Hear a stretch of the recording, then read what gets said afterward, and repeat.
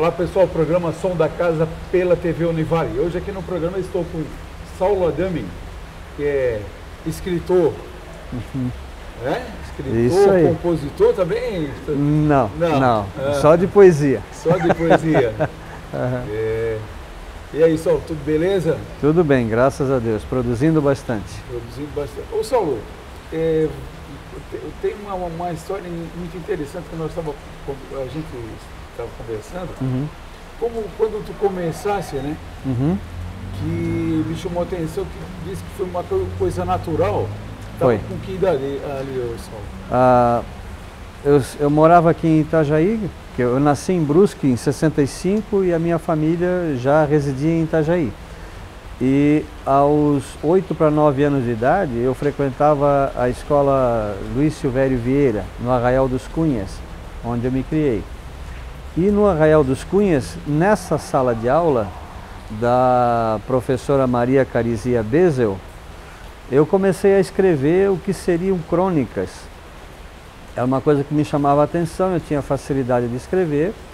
E como na minha casa eu tinha sempre na minha escrivaninha alguns livros de literatura, a crônica me chamava a atenção. E eu comecei a desenvolver isso, até com certa facilidade. E sempre quando alguém perguntava em sala de aula, fosse professor, fosse visitante, aquelas histórias de o que quer ser quando crescer, aí um dizia, eu quero ser professor, quero ser advogado, quero ser piloto de avião, eu dizia, eu quero ser escritor. E alguns colegas olhavam assim, era um bicho estranho em sala de aula, alguém que quisesse ser escritor naquela época. Sim. Mas vais publicar o teu livro onde? E eu respondia, eu não sei onde eu vou publicar meu livro. Agora, se eu não escrever um livro, eu não vou ter o que publicar. Parece um mundo distante, né? Parece uma coisa inatingível. Assim, mas para mim não, eu tinha certeza que eu fazendo a minha parte, um dia alguém faria a outra parte, que era publicar aquilo que eu tivesse para publicar. Sempre acreditei nisso. Eu tinha aí 8 para 9 anos de idade. E hoje tu conseguisse realizar esse... Realmente. E nem é um sonho, já era uma pretensão mesmo. Vamos dizer, era uma meta, né? Uma coisa que eu esperava atingir. E aos 17 anos, eu publiquei um livro chamado Cicatrizes, foi lançado aqui em Itajaí. E esse livro tinha poesia, conto e crônica, com 17 anos. E daí para frente eu não parei mais. Teve um intervalo, não de produção literária, teve um intervalo de publicação de obra, porque era uma época muito complicada, para mim, pelo menos, que era final dos anos 80 e início dos 90. Aí houve uma parada, aquele bando de planos econômicos, aquilo ferrou todo mundo e estourou nos artistas também, sabes disso, né? Era um dia em que pela manhã a moeda valia A, ao meio-dia B, final da tarde C, e à noite só o overnight, né, que era um mistério. A inflação chegou até 80%. 80%, era um absurdo. Então não tinha sonho que resistisse. Aí onde houve essa parada de publicação, até que em 1996 eu consegui publicar um livro que era muito mais do que um sonho de adolescente, que era a história dos bastidores da série Planeta dos Macacos. Era uma coisa que eu queria muito publicar, porque eu pesquisava desde os meus 13 anos de idade, desde 78. Em 96, 18 anos depois, eu tinha aquela gana de publicar o livro, e eu cheguei a vender um terreno para publicar o livro, porque eu acreditava extremamente nessa obra e que ela daria um impulso que eu precisava, ou pelo menos chamaria mais atenção para o trabalho que eu fazia. E o livro se chamava, o título do livro era uma das frases de um dos personagens, que era o General Ursus, do segundo filme da série, que ele dizia que o único humano bom era o humano morto, que era, na verdade, a frase de um general americano do tempo da colonização, o general Sheridan. Ele dizia, índio bom é índio morto, porque senão eles não tinham como ocupar as terras que pertenciam aos territórios indígenas. E dessa frase do Sheridan veio a frase para o filme e eu pensei, bom, se eu preciso chamar a atenção, vai ser isso aí. o único humano bom é aquele que está morto. Eu publiquei 1000 exemplares na época e devo ter vendido entre 300 e 400 exemplares daqueles 1000 que eu fiz. E na época, como eu tinha correspondentes, amigos nos Estados Unidos, que eu conhecia só por carta, que eram americanos, tinha também no Canadá, na Inglaterra, eu comecei a mandar esses exemplares para eles. E eles ficaram loucos com aquilo. Que era um livro que não falava inglês, mas que falava de uma coisa que era parte da cultura deles e que todo mundo conhecia. E através dessas pessoas, de um especificamente, que era o Jeff Kruger, da Califórnia, eu consegui acessar endereços de atores, atrizes e técnicos dessa série. E esse livro começou a chegar às caixas de correspondência deles. Em troca do presente, eu já pedia, podes me mandar um autógrafo, responde algumas perguntas que eu gostaria de fazer, que eu ainda tenho dúvidas sobre a série.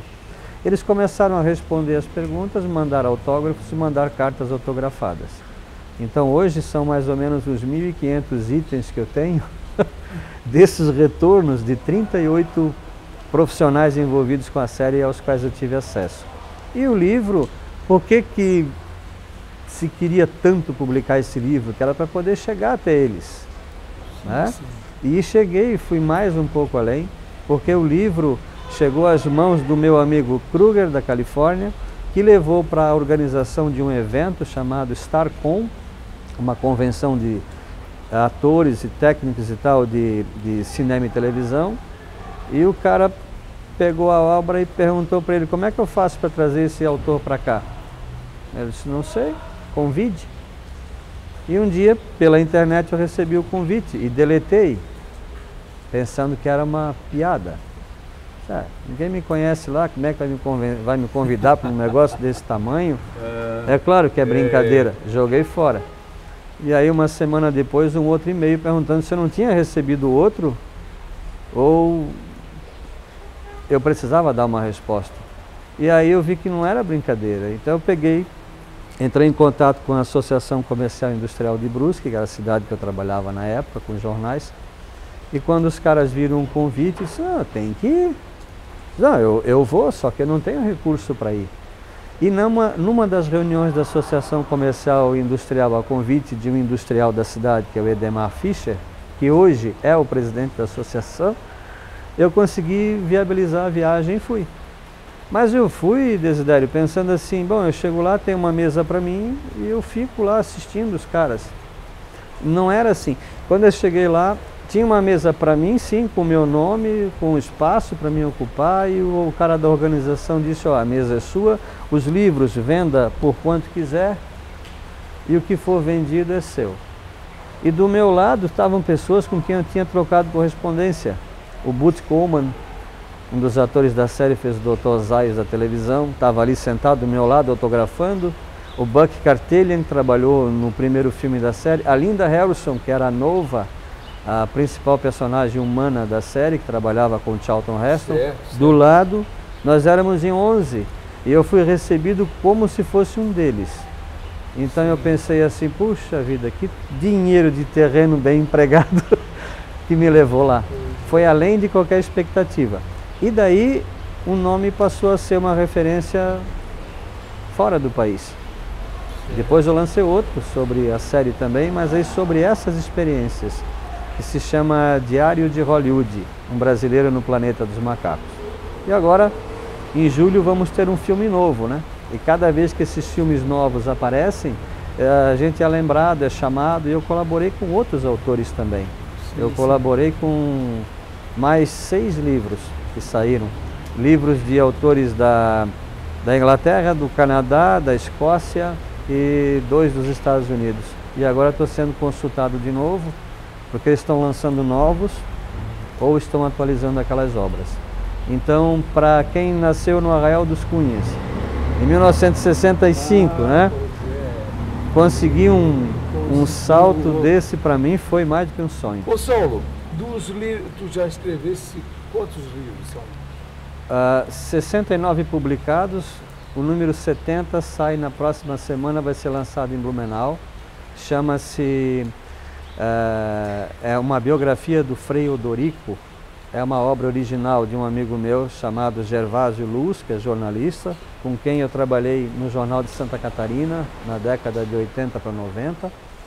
E esse livro se chama O Pensamento Vivo de Frei Odorico, ou Um Bem Amado, que era um professor famosíssimo de Blumenau, que formou muitas gerações, era um franciscano, e eu preparei essa obra para o Gervásio. Eu reorganizei o livro e dei como se diz assim, uma injeção de ânimo para a história. Ele andava um pouco chateado, ele não estava conseguindo realizar o projeto.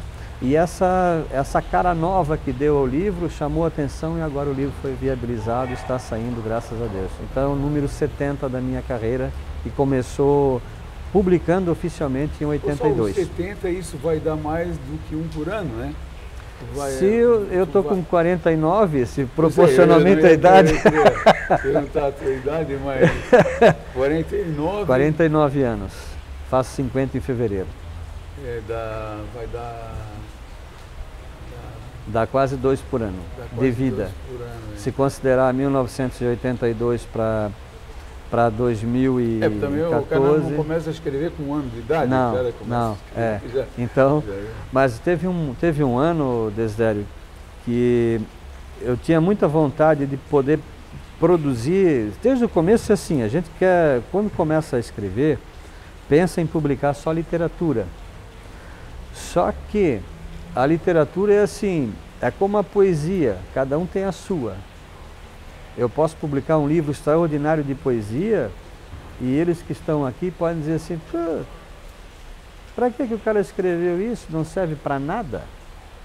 Para nada, eu não vou usar para nada. Se eu não tiver uma namorada para quem copiar o poema que tu escreveu, não serve para mim. Não tem nada a ver comigo, não é a minha vida, porque é só sentimento, né? Expressão da alma. E quando a gente lida com romance, conto, crônica e tal, a gente acaba atingindo outras pessoas. Acaba falando dos caras que tocavam num festival, que tinha lá no Gabriel Colares, escrevendo uma crônica sobre isso e tal, a gente chega nas pessoas, desperta as pessoas.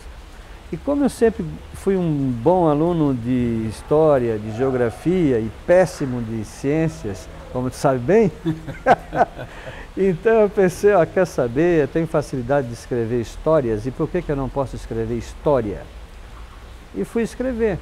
E passei no vestibular na época, que eu fui fazer o vestibular para fazer companhia para alguém que foi fazer o vestibular, porque eu não tinha assim a mínima tendência para seguir carreira, nem lecionar para ninguém. Eu nunca me imaginei fazendo um curso universitário. Mas eu fui lá fazer, até para fazer companhia. E eu passei em História e em Geografia. Foi um sinal, né, de que, olha, talvez essas sejam as opções. Então, na área de História, eu passei a me dedicar a escrever livros sobre comunidades. E a primeira comunidade que eu tinha acesso, que eu morava dentro dela, era o Arraial dos Cunhas. Eu pensei, bom, eu posso tentar, posso experimentar. E a primeira experiência foi ali, escrevendo a história da comunidade. Isso em 2002.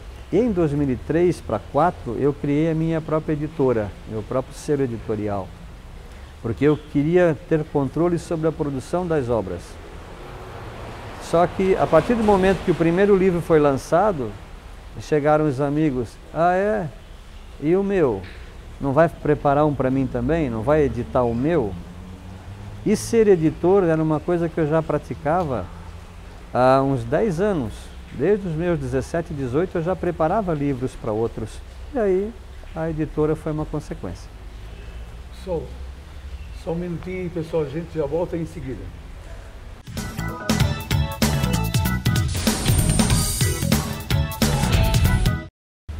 Programa Som da Casa pela TV Univale. Hoje aqui no programa estou com Saulo Adami. O Saulo é escritor, né?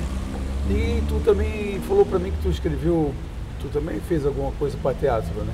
Teatro também. Eu comecei teatro em Itajaí em 75. De 75 mesmo na questão do teatro. Com 10 anos de idade eu escrevia e montava as peças com os amigos da escola, ali mesmo no Arraial.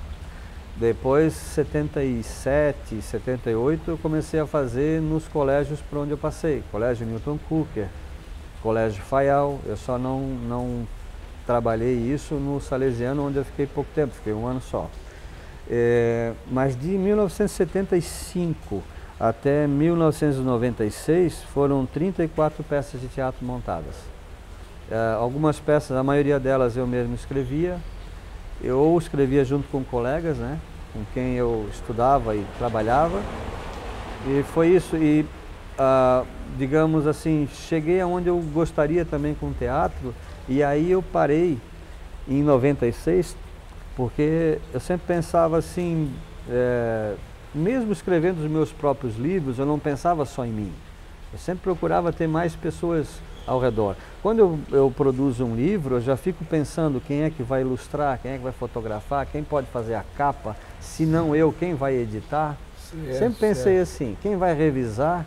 Sim. Sempre pensei no meio comunistazinho, mesmo não sendo, né? Mas sempre foi essa visão. E o teatro era muito bacana, porque o teatro é uma reunião de forças, é como uma banda de música, ninguém toca sozinho. Não tem como trabalhar sozinho. Uma equipe, né? Uma equipe. Teu programa não se faz sozinho. Essa história de uma câmera na mão e uma ideia na cabeça, isso dá alguma poesia, mas no real não é muito fácil de fazer. E o teatro era legal por isso. Então a gente trabalhava com meia dúzia de pessoas ou mais. E em 94 eu consegui produzir uma peça de teatro que eu gostava muito, chamava-se Porões da Liberdade, sobre um grupo de 3 ativistas políticos presos em um porão na época da ditadura, de 64. E essa peça foi escrita em 88, eu sempre tentei montar, mas pela complexidade da equipe que precisava e pessoas mais experimentadas eu não conseguia produzir, até que um dia saiu. Saiu em 94 e nós fomos ao Festival Universitário de Teatro de Blumenau. E do Festival de Teatro de Blumenau foi produzido mais 2 peças de teatro que chegaram onde eu queria, que era ir além de Santa Catarina. Nós chegamos a levar a peça para o Piauí, em Teresina, no Concurso Nacional de Monólogo, 95 e 96. E lá em Teresina, essas 2 peças, uma chamada Nada de Love Story, monólogo, e a outra, Paredes de Lona Sem Brilho, a empreitada, foram peças, monólogos, obviamente, que foram indicadas a prêmio. Então lá a gente recebeu indicação para melhor espetáculo do júri popular, para melhor espetáculo do júri oficial, para melhor texto, melhor direção, melhor sonoplastia. Então assim, foi a realização para mim, pessoalmente. Eu cheguei ao máximo que eu achava teatro amador, com um diferencial. Por que que as pessoas na época faziam peças de teatro e apresentavam 3 ou 4 vezes e não 30? Por que que a gente não pode apresentar 30, 40, 50 vezes? Claro. A resposta era assim, poxa, mas a gente não ganha nada para fazer. Então ganhavam, porque existia bilheteria e era feita uma divisão entre todos, igualmente. Todos que participavam recebiam o seu cachê. E depois eu comecei a perceber que essa única desculpa que era dada para não fazer 10, 20 ou 30 apresentações, deixou de valer, porque também não estava bom, mesmo ganhando. Aí eu pensei, então ok, então também não está bom para mim, parei. Hoje eu tenho textos à disposição, quem quiser textos para teatro, tem bastante. Pode entrar em contato, eu forneço os textos, faço com maior alegria. E um ano atrás, uma amiga minha chamada Sandra Baron, que é de Brusque, que é profissional de teatro, ela precisava trabalhar um texto, a dramaturgia dele, chamado Feminina. E aí entrou em contato comigo, porque a gente se conhecia dessa época do teatro e, na verdade, nunca trabalhamos juntos, só em grupos diferentes. Eu fiz esse trabalho e ela estreou em Chapecó, Feminina. E agora está sendo trabalhada para aprimoração desse trabalho e para talvez ela tenha uma carreira e aí eu volto de carona com ela, sem me preocupar em produzir, carregar armário, carregar cenário, essas coisas que dão muita mão de obra. Tu estavas falando que ali no Arraial dos Cunha tu começou a fazer uma história da comunidade. Isso. Isso foi o primeiro livro aí que saiu? O primeiro livro da minha editora, sim. da editora Luiz Saulo Adami. Se chamou História Secreta do Arraial dos Cunhas, que nós temos ele aqui. Tu tens ele aí? Tenho. E esse livro conta a história da comunidade. Ver a capa do livro, porque às vezes tu olha a capa do livro, já é... Essa aqui, ó. Muito interessante esses livros. Tem uma... História Secreta do Arraial dos Cunhas. E é um livro que retrata, assim... O Pedro vai conseguir pegar ali, Pedro? Ele retrata a história da comunidade, que ela se formou em 1850. Certo. E Arraial dos Cunhas, no plural e não no singular, porque eram duas famílias Cunha. Os Cunha e os Cunha da Cunha. E acabavam casando entre si e não eram parentes. Por isso Arraial dos Cunhas. A minha mulher é descendente desse pessoal, Cunha, Rebelo, né? Isso. Inclusive os avós dela eram primos. Sim. Eles casavam entre si, né? Os Pereira também aparecem nessa história. Pereira. São famílias daqui. Tem várias famílias. Para mim é difícil assim falar de um livro específico e lembrar muitas coisas deles, porque se faz muito, né? Se trabalha bastante assim. Mas as famílias que marcaram mesmo na origem do Arraial dos Cunhas são essas três que mencionaste, são bastante, elas aparecem muito nas histórias. O Rebelo, o Cunha e o Pereira. E o Pereira. E aí tem documentos deles. Uma das pessoas ligadas à família Cunha foi vereador aqui em Itajaí, em várias gestões, Marcos Antônio da Cunha, se eu não me engano. E ali dentro até tem como se diz, o título eleitoral dele, e alguém fez uma conta, quando ele faleceu com mais de 100 anos. E alguém fez essa conta à mão em cima do documento original que tem aí. Vou deixar contigo esse livro para te conhecer. Interessante, né? É muito interessante. Interessante. Isso sempre me chamou a atenção, né? De como é que as coisas começaram, quem eram as pessoas que foram pioneiras, o que elas trouxeram. Exatamente, a história, né? A gente não conhece isso. É isso. Eu aqui até no programa, agora eu estou fazendo uma autobiografia dos músicos, porque a gente não tem nada. Não tem registro. E os registros mesmo da época dos anos 60, 70, os músicos, que era fotografia, Sim. Não tinha nada filmado, né? Então hoje em dia eu trago os músicos aqui no programa e eles contam a história deles. É uma maneira de ao vivo, né? Uma autobiografia, né? E depois o que tu... Depois desse... Depois seguiu a história da editora e tem uma série da que eu gosto muito, a gente falando em literatura, eu posso te apresentar essa série aqui, que é a série do livro Curanda. Curanda é um personagem que eu criei e transformei ele em uma série de livros sequência. Como é que funciona o livro sequência? Foi, por exemplo, publicado este aqui, foi escrito e publicado. Foi escrito em 2008 e saiu em 2010. E quando termina a história que eu estou contando, a história para de repente, ela não conclui. Mas a ideia era essa, que ela não tivesse sequência. Aí quando os amigos começaram a ligar, disse, que negócio é esse? A gente quer o fim da história. Disse, não, a história acabou. Não, a gente quer o fim da história. Temos que encontrar uma maneira de contar o fim da história. Mas não era esse o projeto. Mas eu comecei a pensar, bom, se pedem é porque vai ter uma sequência. E eu deixei a inspiração trabalhar, porque aqui é inspiração pura. E veio então a história para fazer o Curanda do Norte. E qual foi a minha reação? O que adianta eu publicar o Curanda do Norte sem que a pessoa tenha oportunidade de conhecer o Curanda original? Então eu peguei o Curanda original, republiquei aqui dentro, revisei ele e fiz a sequência dele. Só que quando saiu o Curanda do Norte, em seguida já veio a ideia para o terceiro livro. Aí veio o Curanda do Espaço. Então eu juntei o Curanda do Norte e do Espaço num livro só. E aí, um ano depois... Capa, hein? Olha aí. Aí, Pedro, vê se consegue pegar aqui, Pedro. Esse é de um amigo de São Paulo.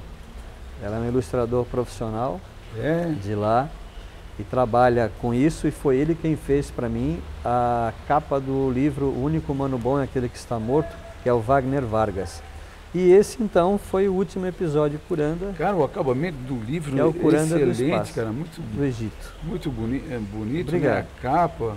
A gente procura, assim, trabalhar o melhor possível. E todo esse livro tudo que tem tu edita ele? Esse livro fui eu que editei. A A fotografia da capa é da Giannini, que é minha mulher. Esteve no Egito, isso aí é uma fotografia original, legítima, autêntica, produzida no Egito. E atrás também. Atrás tem as pirâmides. São fotografias dela e do Rafael Urban, que é o filho dela. Eles viajaram juntos e fotografaram na época. No programa nós vamos dar uma pincelada, o Pedro já fez um sinal de 2 lá. E esse livro aqui é o livro mais recente que eu produzi, a biografia mais recente, que se chama Dr. Nica, que é um profissional da saúde de Brusque, que aos 96 anos de idade ainda trabalha todos os dias. Ele trabalha na delegacia de trânsito, faz os exames. E é um personagem muito conhecido na cidade e eu tive a oportunidade de escrevê-lo junto com a Giannini. Nós entrevistamos o Dr. Nica várias vezes, mas o pedido foi feito pela família e era uma surpresa, ele não podia saber. Então ele deu entrevistas como se fosse para atualizar uma série de livros que eu fiz sobre Brusque. Eu publiquei 5 obras sobre a cidade num espaço de 5 anos. E ele aceitou dar a entrevista. O Saulo, tu me falou uma coisa que eu achei muito interessante. Aqui em Itajaí teve um professor que depois ele foi até mandado embora da cidade, uma coisa assim, né? Eu lembro vagamente, como que era o nome mesmo? Mas ele, professor da onde? Que é aquele que no carnaval mataram ele, não foi? Não. Não, aí eu não sei, esse eu não sei. Que tu falaste da história do... Sim, o professor Manuel Ferreira de Miranda. Esse, Isso. Jornais de ontem. Manuel Ferreira de Manuel Miranda. Ferreira de Miranda, que agora ganha, o município devolve para ele uma homenagem que é uma escola com o nome dele.